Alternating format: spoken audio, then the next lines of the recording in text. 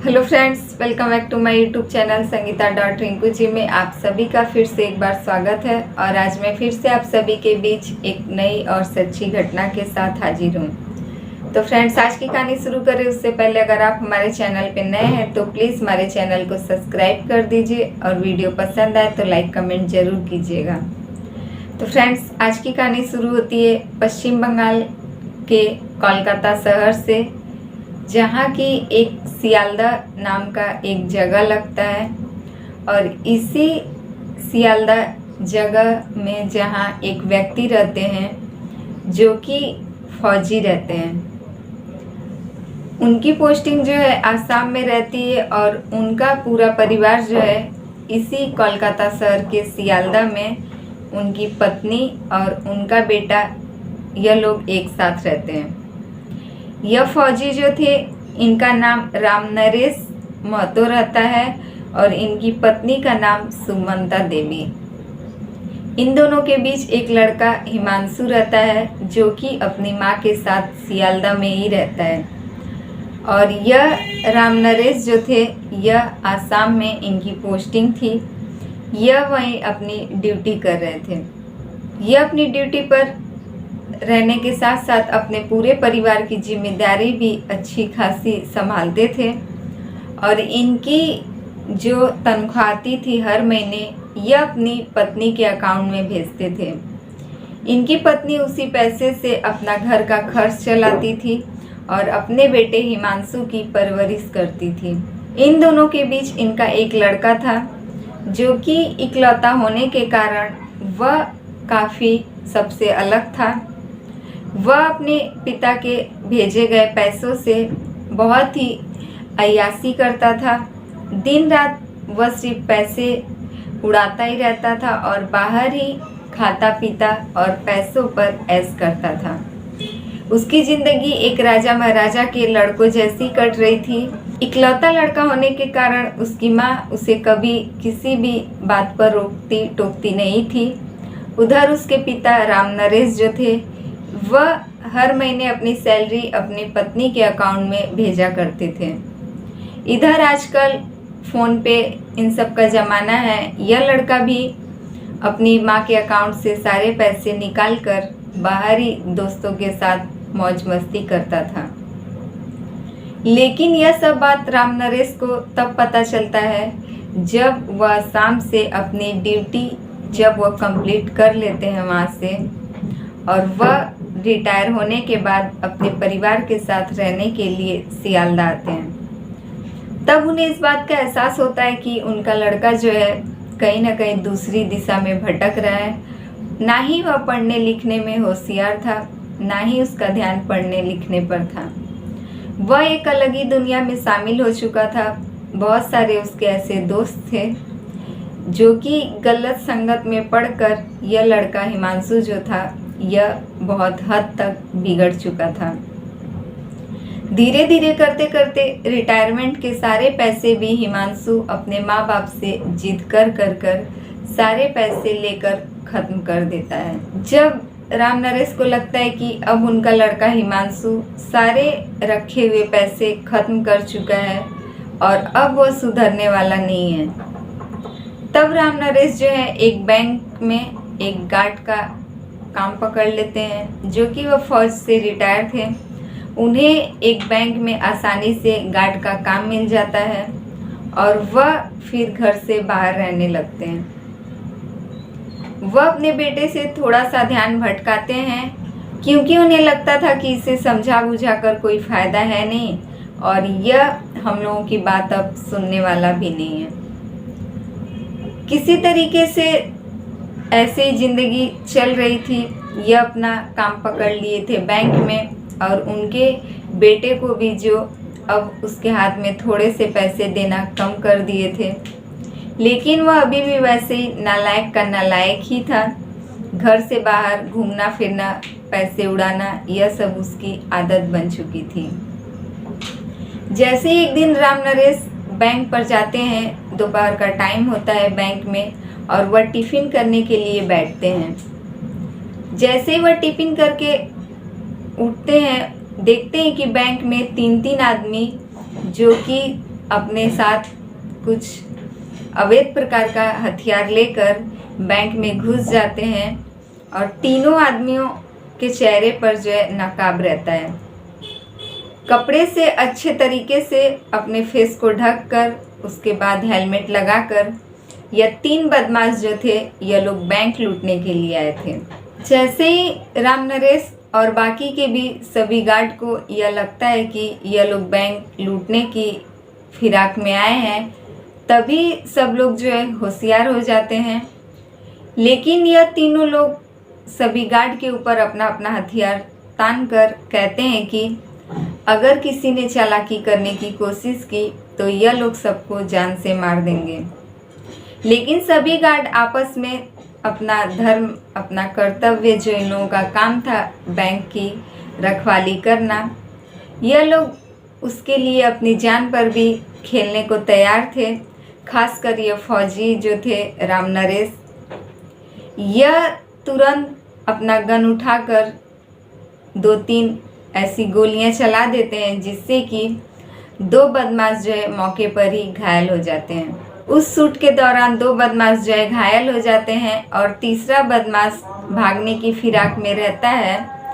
तब तक उसके पैर में भी 2-3 बार यह राम नरेश जो है शूट कर देते हैं, जिसके बाद वह बदमाश भी वहीं घायल होकर गिर पड़ता है और उसके बाद पुलिस आती है, उसे अपनी हिरासत में लेकर चली जाती है। इसके बाद सब काम खत्म होता है। राम नरेश अपने घर आते हैं और अपने रूम पर आकर अपनी पत्नी से सारा बात जो है बताते हैं। वह दिन भर की पूरी कहानी बता देते हैं और फिर वह रात गुजरता है। सुबह वह वापस जब बैंक पर आते हैं, बैंक में आने के बाद वह सुबह सुबह अखबार पढ़ना स्टार्ट करते हैं। उन्हें लगता है कि अब आज का भी खबर देखा जाए, क्योंकि अभी कल की यह घटना हुई है, शायद अखबार में कुछ न कुछ इस बारे में आया ही होगा।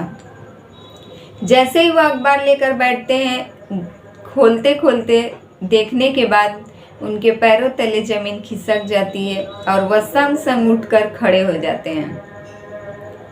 राम नरेश देखते हैं कि इस अखबार में यह कल की पूरी घटना के बीच उनके बेटे की तस्वीर रहती है और वह इस बात को यकीन नहीं कर पा रहे थे और वह तुरंत बैंक से छुट्टी लेते हैं कुछ घंटों के लिए और भागकर उस हॉस्पिटल पहुंचते हैं जहां की उस बदमाश यानी जो अगले दिन बैंक लूटने के लिए आया था और उसके पैर में 3-3 गोलियां लगी थीं, उसी घायल बदमाश को जिस हॉस्पिटल में रखा गया था, राम नरेश उसी हॉस्पिटल में पहुंचते हैं और देखते हैं कि सामने बेड पर जो है उनका खुद का ही लड़का वही उस बेड पर लेटा हुआ है और सभी पुलिस के अधिकारी और एक एसपी साहब उससे पूछताछ कर रहे हैं।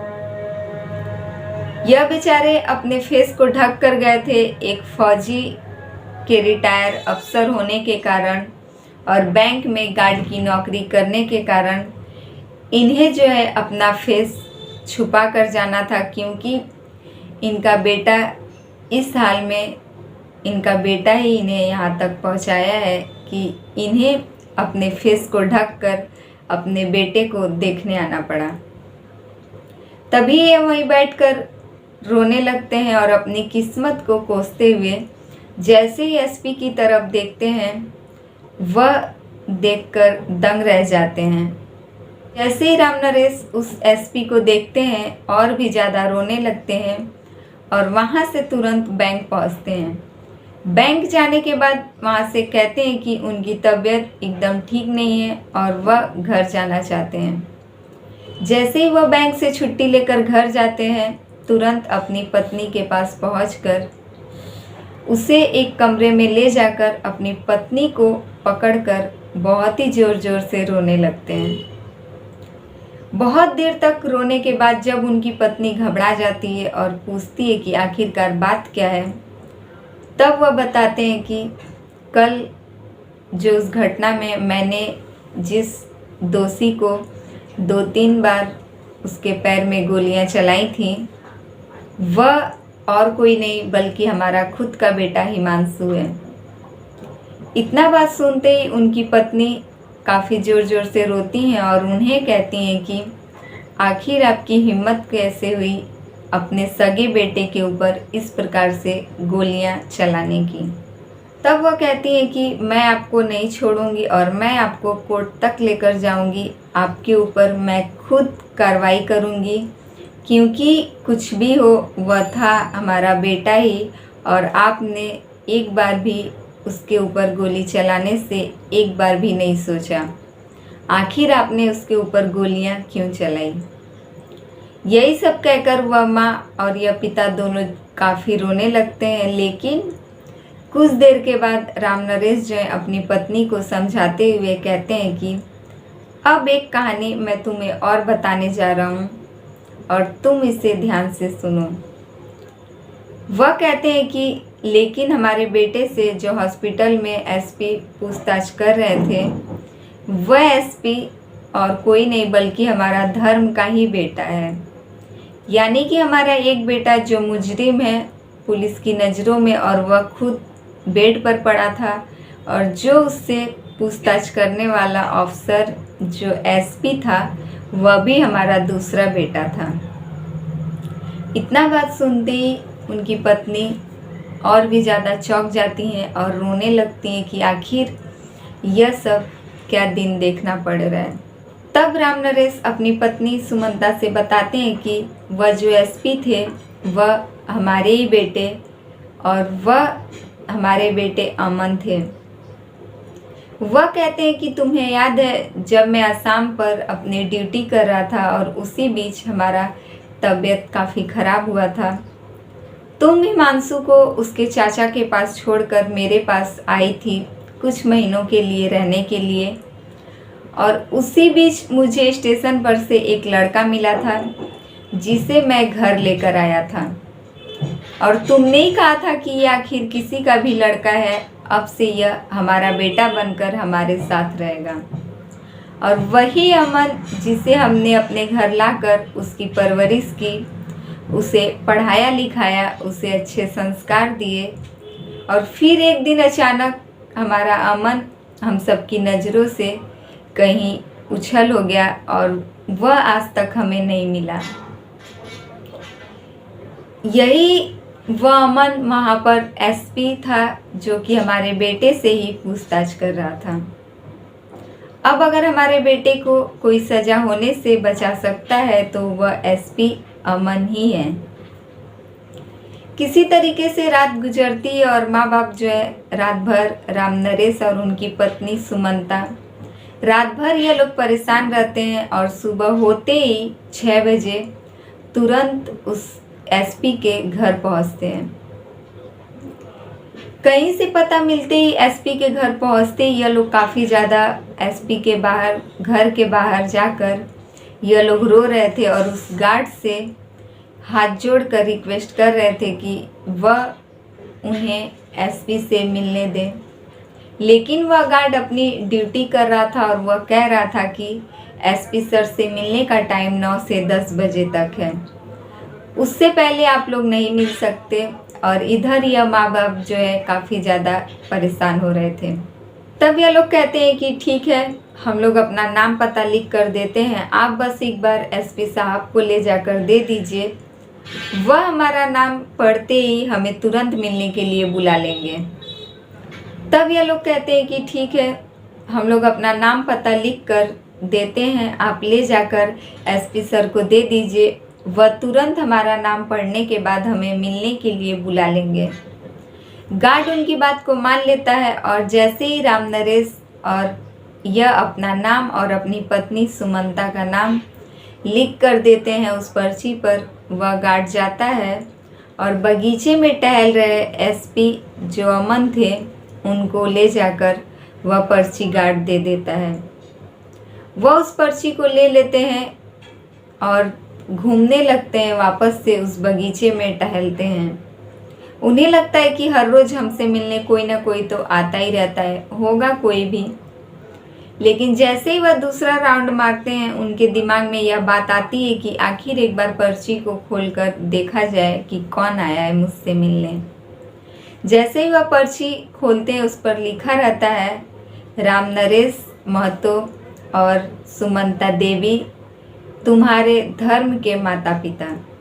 इतना पढ़ते ही वह एसपी अमन तुरंत गार्ड को बुलाते हैं और कहते हैं कि यह जो दोनों लोग आए हैं बाहर मिलने, तुरंत इन्हें लाकर कमरे में बिठाइए और मैं अभी वहाँ तैयार होकर पहुँचता हूँ।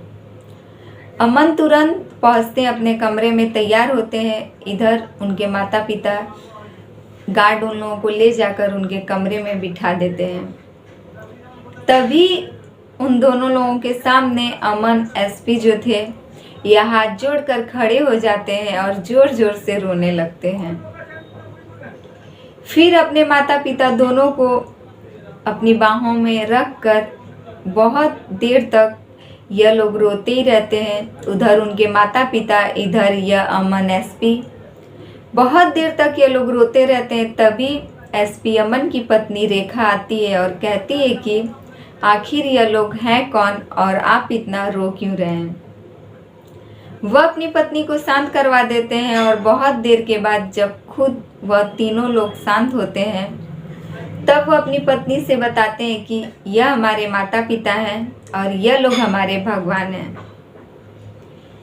जिसके बाद वह कहते हैं कि माता पिता आप लोग इतने दिन से कहाँ थे और आखिरकार अब आपको अपने बेटे की याद कैसे आई। तब राम नरेश महतो जो थे यह पूरी बात बताते हैं कि हमें यहाँ तक पहुँचने आखिर इसके पीछे क्या कारण है। तब राम नरेश महतो जो थे एसपी से सारी बात बताते हैं कि कल आप हॉस्पिटल में जाकर जिस मुजरिम का बयान ले रहे थे वह हमारा बेटा हिमांशु है और उसके पैर में 3-3 गोली चलाने वाला इंसान मैं ही हूँ। इसी बात से वह एसपी अमन जो थे वह एकदम चौंक जाते हैं, लेकिन वह अपने भगवान की बात को टाल नहीं सकते थे। इसीलिए कहते हैं कि अब यह पूरी जिम्मेदारी मेरे ऊपर है, मैं वहाँ से हिमांशु को बाहर लेकर आऊँगा। पूरी बात बताने के बाद राम नरेश महतो कहते हैं अमन से कि सबसे पहले तुम यह बात बताओ कि आखिर तुम हम लोगों के घर से अचानक कहाँ चले गए थे और यहाँ तक तुम्हारे एसपी बनने तक का सफ़र मुझे जानना है। तब वह कहता है कि आप यह सब बात ना ही पूछे तो ठीक है, लेकिन राम नरेश जो थे अपनी जिद पर अड़े थे कि मुझे जानना है कि आखिर तुम हम लोगों से अलग क्यों हुए। तब वह अमन बताता है कि जब आप और माँ मिलकर मेरे लिए कोई भी चीज़ें लाते थे, आप दोनों ने हिमांशु और मेरे बीच कभी किसी भी प्रकार का भेदभाव नहीं किया, लेकिन हिमांशु के मन में धीरे धीरे मेरे लिए जो है जलन पैदा हो गई थी और वह हर दिन मुझसे हर बात पर चिढ़ता था और हमेशा मुझे कुछ न कुछ कहता रहता था। एक दिन हिमांशु मुझसे बहुत ही ज़्यादा झगड़ा कर लेता है और मेरा कॉलर तक पकड़कर मुझसे यह कहता है कि तुम जो है एक नाजायज़ औलाद हो और तुम इस प्रकार से मेरे घर में रहकर मेरे सभी चीज़ों में हकदार क्यों बने हो। यही बात सुनकर मुझे काफ़ी बुरी लगी और मैं जब सब लोग सो गए तो मैं रातों ही रात उस घर को छोड़कर निकल गया। जैसे ही मैं उस घर को छोड़कर बाहर निकला, बस स्टॉप पर पहुंचकर एक बस में जाकर बैठ गया। मुझे नहीं पता था मुझे कहाँ जाना है और मैं आखिर कहाँ तक जाऊंगा, लेकिन उस बस में सफ़र के दौरान 2 व्यक्ति मिले, 2 बुजुर्ग व्यक्ति, और उसी सफ़र के दौरान उसमें से एक बुजुर्ग जो व्यक्ति थे उनकी तबीयत काफ़ी बिगड़ जाती है और मैंने उनकी मदद करने के लिए उन्हें रास्ते में एक हॉस्पिटल में ले जाकर एडमिट करवाया और मैं उसी हॉस्पिटल में 1-2 दिन तक था जब तक कि वह लोग ठीक नहीं हुए। उसके बाद जब मैं उन लोगों को उनके घर छोड़ने गया तो वह दोनों दंपत्ति ने मुझसे मेरे घर और मेरे नाम पता सब कुछ पूछने की कोशिश की। मैं उन लोगों को सिर्फ इतना ही बता दिया कि मेरे माता पिता नहीं और ना ही मेरा कोई घर है। इतना ही बात सुनते ही वह लोग कहने लगे कि आज से तुम हमारे बेटे बन जाओ और हमारे साथ हमारे घर रहो, क्योंकि हमारे 2 बेटे ऐसे हैं जो कि बाहर अमेरिका में रहते हैं और हम लोग अपना देश छोड़कर उनके पास जाना नहीं चाहते। और हमारे दोनों बच्चों के पास इतना वक्त नहीं है कि वह हम दोनों पति पत्नी को देखने के लिए यहाँ आए, और हम दोनों अकेले इसी घर में रहते हैं। तब मैं उनकी बात मानकर उनके साथ रहने लगा और वह लोग मुझे अच्छे से अच्छी शिक्षा देने के लिए उस शहर के सबसे नामी स्कूल में मेरा एडमिशन करवाया और अच्छे से अच्छे ट्यूशन्स में मेरा एडमिशन करवाकर मुझे पढ़ा लिखा कर यहाँ तक पहुँचाया। जैसे ही मैं अपनी पढ़ाई कंप्लीट करने के बाद एसपी बनने का मेरा सपना था ही कि मुझे मेरे तन पर वर्दी चाहिए, और मैंने जैसे ही एग्ज़ाम क्लियर की भारत में 13वें नंबर पर मैं आ गया, और उसके बाद मेरी चौथी पोस्टिंग यहाँ कोलकाता सियालदा में हुई है। इतना बात सुनते राम नरेश और उनकी पत्नी बहुत रोने लगते हैं और उदास मन से अपने सगे बेटे को उसके बारे में सोचते हैं कि आखिर उसके वजह से यह अमन उनसे अलग हुआ था। लेकिन एसपी अमन कहते हैं कि आप लोग घर जाइए और मैं अपने भाई को वापस लेकर आऊँगा। हिमांशु हॉस्पिटल से ठीक होने के बाद उसे कारागार जेल पहुंचा दिया जाता है, जहां से कि 1 हफ्ते के बाद उसे सुप्रीम कोर्ट में, जो कि एसपी अमन ने हिमांशु की फाइल को बहुत कमज़ोर करके भेजा था, और सुप्रीम कोर्ट से हिमांशु को जो है 1 हफ्ते बाद रिहाई मिल जाती है। रिहाई के दौरान उसके माता पिता उसे लेने के लिए नहीं जाते हैं। उसी वक्त यह एसपी अमन जो था, यह दूसरे का बाइक लेता है और एक सिविल ड्रेस में अपने फेस को ढककर उसी कारागार जेल के बाहर पहुंचता है, और हिमांशु जैसे ही जेल से बाहर निकलता है यह उसे अपनी बाइक पर बैठने के लिए कहता है। तभी वह कहता है कि तुम आखिर हो कौन और मैं तुम्हारे साथ क्यों जाऊं। तब यह एसपी अमन उससे अपना माता पिता का नाम बताता है और कहता है कि मुझे तुम्हारे माता पिता ने लेने के लिए भेजा है और तुम मेरे साथ चलो। तभी हिमांशु उसकी बाइक पर बैठकर आता है अपने घर, और अमन घर के बाहर ही रह जाता है। जैसे ही हिमांशु घर के अंदर पहुंचता है, अपने माता पिता के पैरों पर गिरकर काफ़ी ज़ोर ज़ोर से रोने लगता है और उनसे अपनी गलती के लिए क्षमा मांगता है। वह लोग कहते हैं कि सबसे पहले जो तुमने गलती किया था, तुम पहले उस शख्स के पास जाओ जो बाहर खड़ा है और उससे माफ़ी मांगो। हिमांशु पहले उन लोगों की बात टाल देता है, लेकिन राम नरेश कहते हैं कि अगर तुम अपनी माँ और अपने पिता को मानते हो तो तुम्हें यह काम करना पड़ेगा।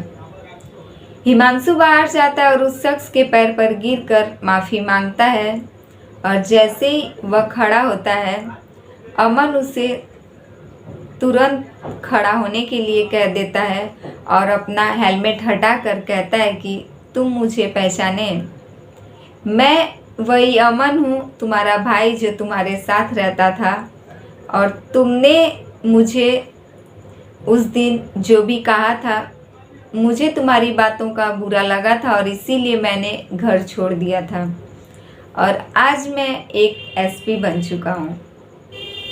इतना सुनते ही हिमांशु बहुत रोने लगता है और अपनी किए की माफ़ी मांगता है, जिसके बाद राम नरेश और उनकी पत्नी कहते हैं कि आज के बाद से एसपी अमन हमारे साथ ही रहेंगे और हमारे बेटे बनकर ही रहेंगे। उधर दोनों भाई भी आपस में मिल जाते हैं और इधर यह दोनों माता पिता सब लोग खुशी खुशी फिर एक ही परिवार में रहते हैं। तो फ्रेंड्स, ये रही आज की कहानी अच्छी लगे तो प्लीज़ हमारे वीडियो को लाइक कमेंट जरूर कीजिएगा, और हमारे चैनल पे नए हैं तो प्लीज़ हमारे चैनल को सब्सक्राइब कर दीजिए। फिर मिलेंगे आपसे ऐसे ही दूसरी सच्ची घटना के साथ।